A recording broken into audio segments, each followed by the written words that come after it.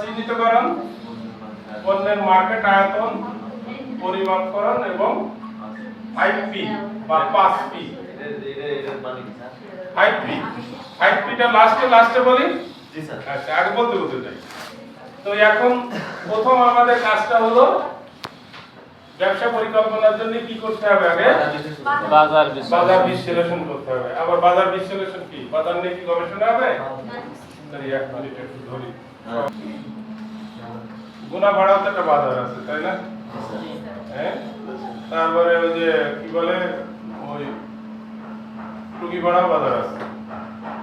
সবচেয়ে উন্নত উপজেলা কোনটা? গোপালগঞ্জ সদর। জি। আর সবচেয়ে গোপালগঞ্জের একটু নিম্নমানের উপজেলা কোনটা? কাশিয়ানা। সামনের দুইজনে আমরা একটু চেঞ্জ করে দেব। না স্যার, সরি স্যার। ওঠেন, আপনি ওঠেন। আকাশও করতে ওঠেন। গোপালগঞ্জের নিজেদের চাহিদা পূরণ করে প্রকৃত সেই স্থান হবে। তাহলে স্থানের কি প্রয়োজন হবে? এখানে অনলাইন ব্যবসা করে কেউ আছে? ওই যে অনলাইন ব্যবসা করে। ক্রেতা বিক্রেতার উভয়ের চাহিদা উনি মিটাই দিচ্ছে, কিন্তু কোনো জায়গার দরকার হচ্ছে না। ক্রেতা থাকতেছে ক্রেতার ঘরে, আর বিক্রেতার হচ্ছে আলাদা প্রতিষ্ঠান আছে। তাহলে তো আগে সংখ্যা বাতিল হয়ে গেছে সব। সেটা বিক্রি হবে। আগে বলতো বাজারটা কি? আগে বাজারটা কি? বাজার তো খালি বিক্রি জায়গা, একটা নির্দিষ্ট জায়গা নেই এখন। বাজারটা হলো একটা প্রক্রিয়া। আপনি কি হাঁস মুরগি পালেন? দেশি হাঁস মুরগি আছে, ডিম হয়। তা আপনার ডিম খাবো আমি আছে খুলনা থেকে। তা আমি বললাম যে আমাদের এখানে যত ডিম বিক্রি হয় তো সবাই সোনালী দেশি মুরগি বলে চালায় দেয়। আর হাঁসের ডিম কি দিয়ে বানায় আমরা জানি না। কুসুমটা লাল হয় না, সাদা হয়। ভিতরে কুসুমটা একটু গাঢ় হলুদ হতে হয় না, সেটা হলো দেশি ডিম। আমি বললাম যে আমারে আপনি প্রতি মাসে মানে 50টা করে হাঁসের ডিম আর 50টা করে মুরগির ডিম দিবেন। তা আপনি পাঠাই দিচ্ছেন সোনাডাঙ্গা একটা কোটার মধ্যে ডিম পরিবহন করতে। তো আপনারা ভালো জানেন কি করে যাতে না ভাঙে তার জন্য কি করতে হয় জানেন? বলেন তো কি করে দেন?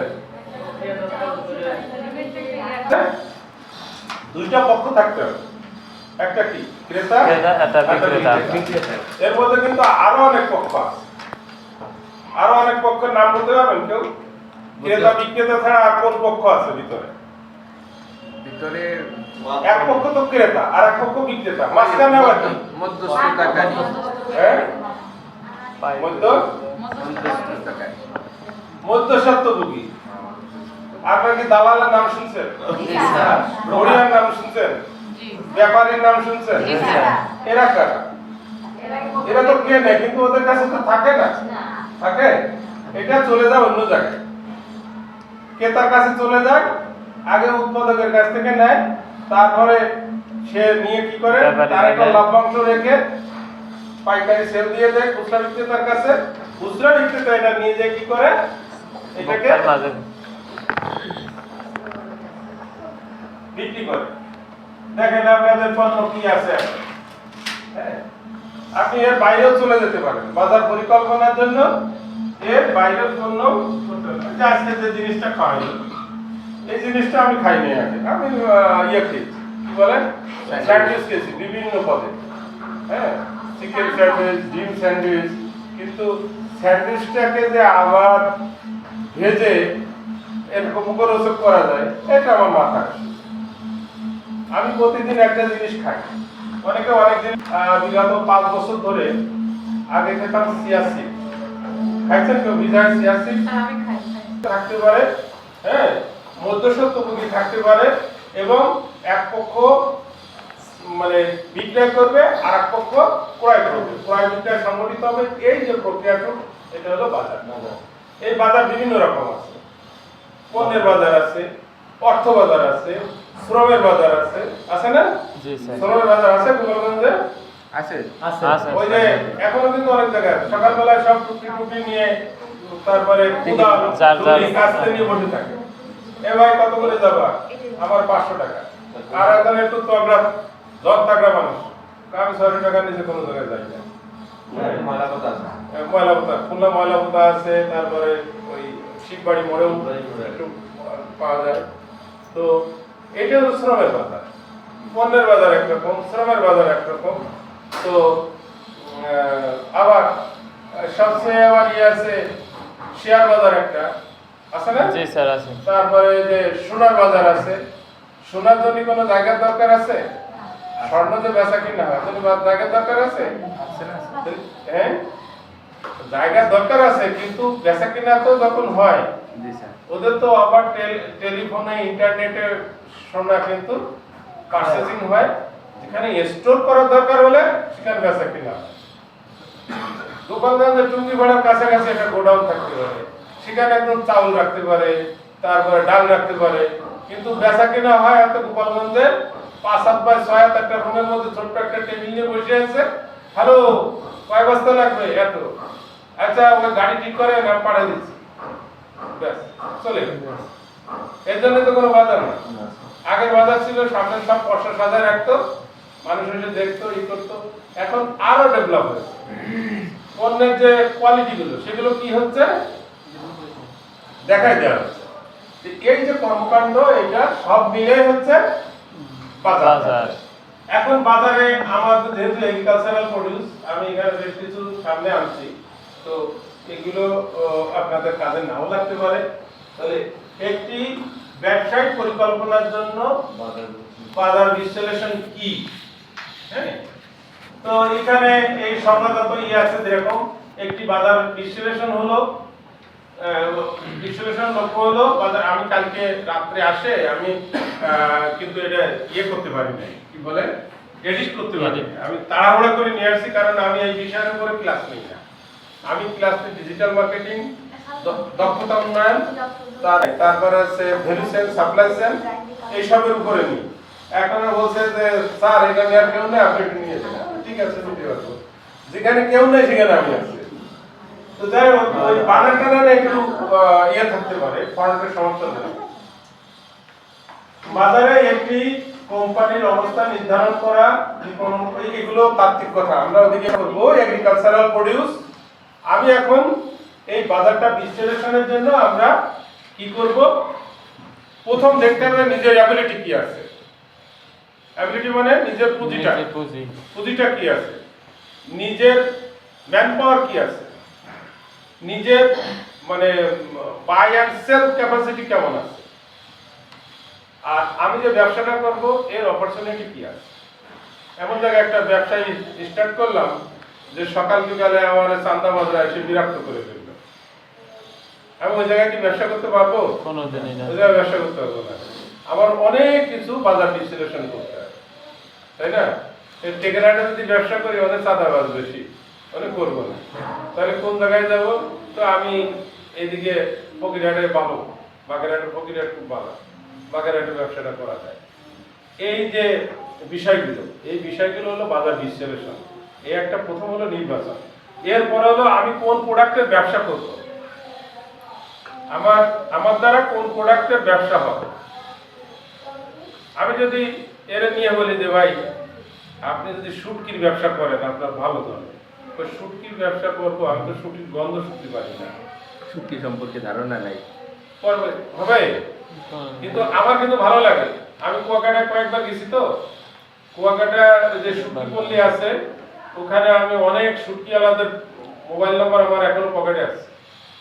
আমি ওদের বলছি যে আমি তুলনা করে দেখলাম খুলনাতে যে শুটকি 1000-1200 টাকা বিক্রি হয়, তো ওখানে আমি হোলসেল ইজিলি 550 থেকে 600 টাকায় কিনতে পারবো। তো 550 থেকে 600 টাকায় যদি আমি শুটকি কিনি, সেটা যদি আমি এখানে কেজি প্রতি 200 টাকা লাভেও বিক্রি করি, অনেক লাভ। এত বেশি লাভের তো দরকার নেই। এরপরে চলে গেলাম আমি রাখাইন পল্লীতে, সেখানে যে দেখি মেয়েরা হাতে বোনা তাঁতের শাড়ি টাড়ি করে, সুন্দর গামছা করে, মেয়েদের উন্না করে, চাদর করে, এগুলো খুব কম দামে, এবং শাড়িও আছে কম দামে পাওয়া যায়। তো কুয়াকাটার থেকে আরো ভিতরে যেতে হয়, প্লিজ আমরা একটু কথা কম বলি, নাহলে ওই কিন্তু। এবং শুটকি আমার কিন্তু ব্যবসার পরিকল্পনা হলো একটা আইডিয়া, যেটা আমাকে মাথায় জেনারেট করতে হবে আমার প্রয়োজন অনুযায়ী। আমি যদি আপনারা চাপাই দিই আপনি করতে পারবেন? করতে পারবেন না। আপনাকে আইডিয়া জেনারেটটা আপনার করতে হবে যে আমার অ্যাবিলিটি এই, আমার পুঁজি এই, আমি বাস করি এই জায়গায়, আমার জন্য কোন ব্যবসাটা ভালো হবে। কারণ আপনারা তো লার্জ ব্যবসায়ী হতে পারবেন না সবাই, পারবেন? ছোট থেকে আগে শুরু করতে হবে। এটা এন্টারপ্রেনার বা উদ্যোক্তাদের শুরু হতে হয় ছোট থেকে, আস্তে আস্তে হতে হয় বড়।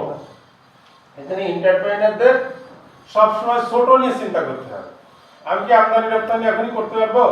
করতে পারবো না, একসময় পারবো, একসময় করবো। আমাদের আকিজ মিয়া গল্প কেউ জানেন? আকিজ বিড়ি জানেন না? কিভাবে জানেন? হ্যাঁ, আমি বলেন। ওনার বাড়ি আছে এই আমাদের এই খুলনার ফুলতলা থেকে একটু সামনে, জায়গার নাম বেজের ডাঙ্গা। তো আমার ফাদার খুব ছিলেন এক সময়, মানে ওই যে খুব প্রতিবাদ মানুষ, গ্রামে ক্লাব ক্লাব করা, বন্ধু বান্ধব নিয়ে ঘোরাফেরা, আব্বার কাছে যা শুনছি। তখন আকিজ মিয়ার একটা ব্যবসা ছিল, সে হচ্ছে পুরনো কাপড় ওই তখন ওই সাইকেলের পিছনে বেঁধে নিয়ে ইন্ডিয়া যেত। তো পুরনো কাপড় লেনদেন করতে করতে করতে করতে এক সময় ওই আব্বাদের হচ্ছে একটা সংগঠন ছিল যে গ্রামের মধ্যে একটা ক্লাব ছিল। তো আকিজ মিয়া যখন রাস্তাতে যেত ওনার সাইকেল ধরে বসত, তখন তো ভ্যান ট্যান রিক্সা টিক্সা বা এইসব গাড়ি ছিল না, সাইকেলের পিছনে যতটুকু ধরে নিয়ে যেত। তা আকিজ ভাই কিছু দিয়ে যান, তো অনেক পিড়াপিড়ি পরে দেখা চারে না দিয়ে যেত, ওই চারে দিয়ে অনেক কিছু হয়ে যেত। দেখো তখন একটা মানে 15 পয়সা হলে এক সেট তাস হতো, তাস কাঠ খেলার জন্য, আর 10 পয়সা একটা লুডু পাওয়া যায়। হ্যাঁ, আজকে চারে না দিল, পরে আবার কিছুদিন পরে হ্যাঁ ভাই লুডো মুডো ছিঁড়ে গেছে আর কিছু দিয়ে যান, না 8 আনা দিতে দিয়ে ওই হয়ে যেত। এরপরে আস্তে আস্তে সে একটা জিনিস ওটা বাদ দিল, দেখলো যে সে রেল স্টেশনে, কলকাতা যে শিয়ালদা রেল স্টেশনে গলায় ঝুলাইয়ে ফল বিক্রি করত, আপেল, তারপরে আঙ্গুর, তারপরে অন্যান্য যে ফল এগুলো যা ধরে উনি বিক্রি করত। উনি অনেক স্ট্রাগল করতেন। লাস্টে উনি করেছে যে ওই শাল পাতা পাওয়া যায় একরকম, শাল পাতার বিড়ি আপনারা দেখেননি কেউ?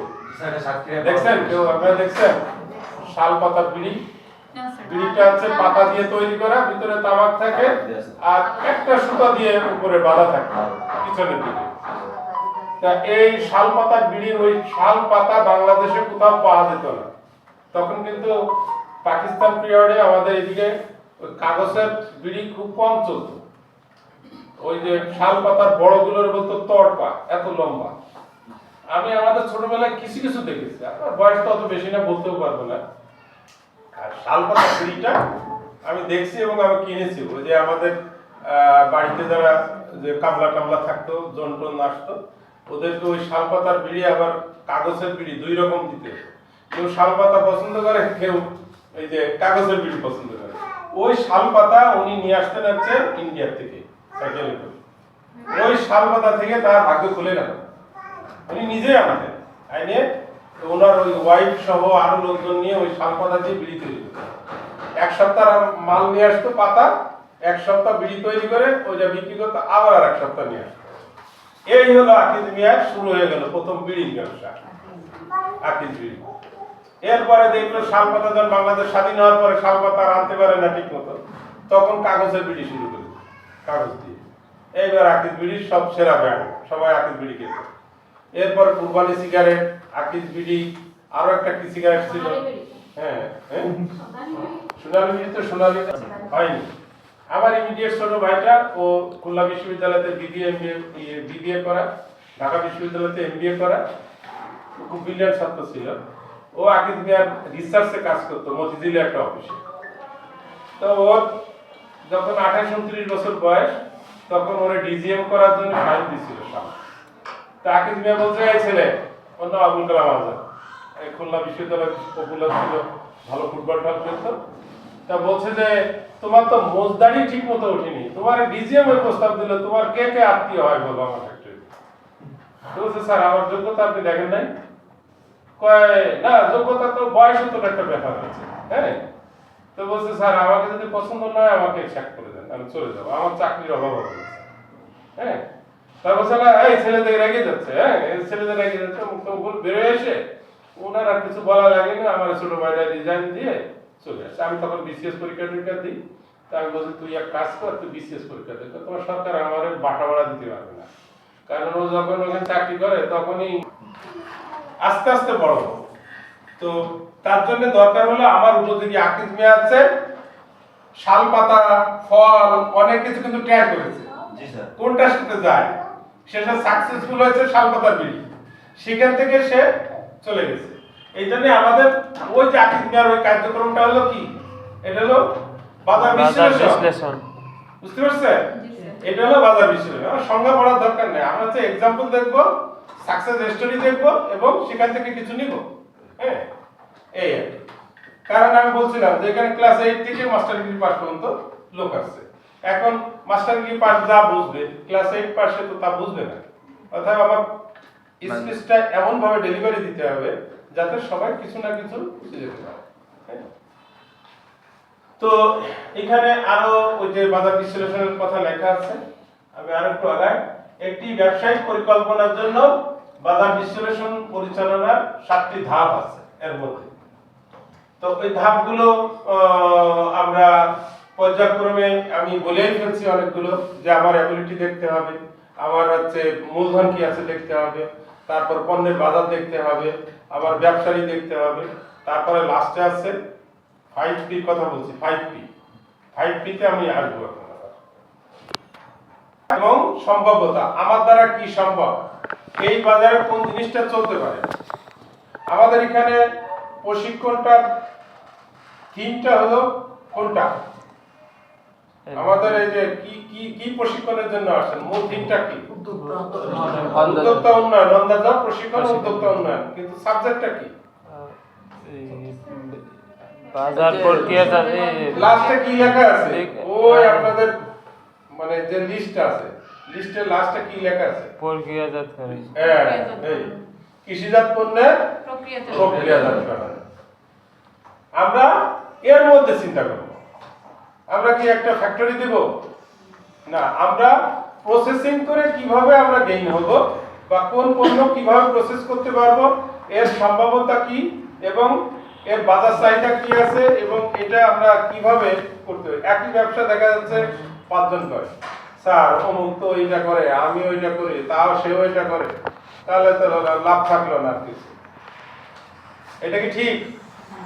হ্যাঁ, এক জায়গায় যদি ক্লাস্টার ভিত্তিক পণ্য থাকে তাহলে বেচা কেনা কিন্তু ভালো হয়।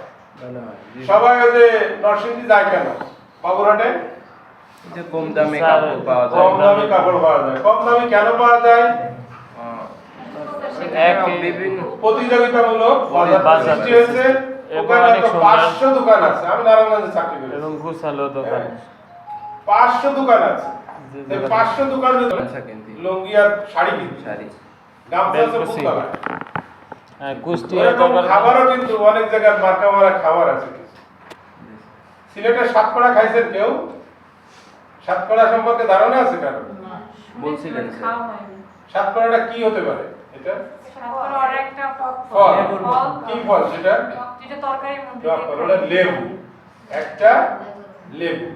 এটা কমলাও না, আবার এদিকে কাগজে লেবু না, বাতাবি লেবু না, মাঝখানে আর একটা, এটা পাকলে হলুদ হয়ে যায়, এরকম সাইজের গোল গোল হয়।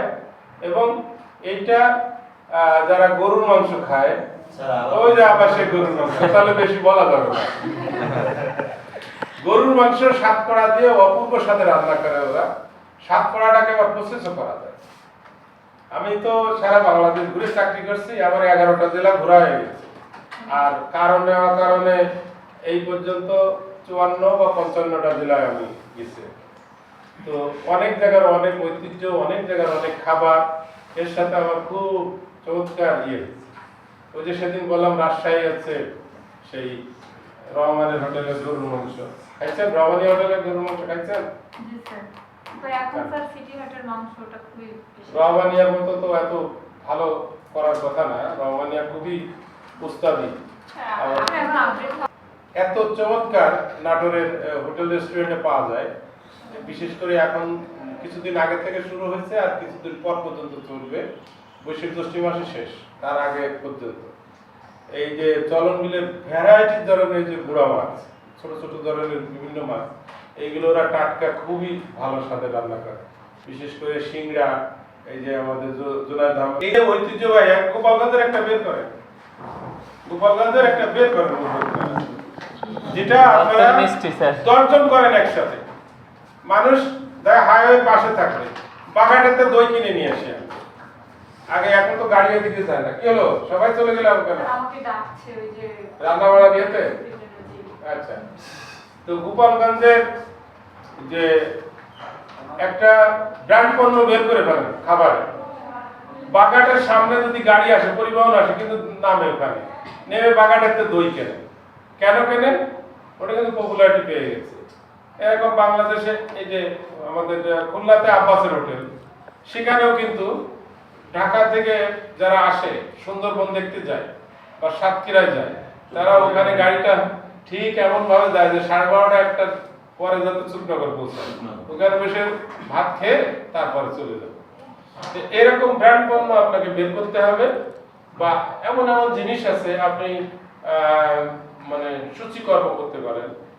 ভালো হচ্ছে, যদিও আমাদের প্রোডাকশন না, যে আপনার ভালো নকশিকাঁথা, গোপালগঞ্জে ভালো নকশিকাঁথা পাওয়া যায়। আপনি ঢাকা খুলনা হাইওয়ের পাশে আপনার থাকলো স্টল। কারুপণ্য, একটা স্টল থাকলো কারুপণ্য, এখানে বাঁশ, বেত, কাপড় চোপড় দিয়ে তৈরি এভরিথিং, ওখানে শৌখিন পণ্য থাকবে। যে জায়গাটা গাড়ি থামে, যাত্রীদের নিয়ে ইয়ে করে না, সেরকম ফুড প্যালেসে থামে, আবার ওই যে গোপালগঞ্জে যে পেট্রোল পাম্পটা আছে ওখানে দাঁড়ায়, ওর আশেপাশে একটা স্টল থাকবে।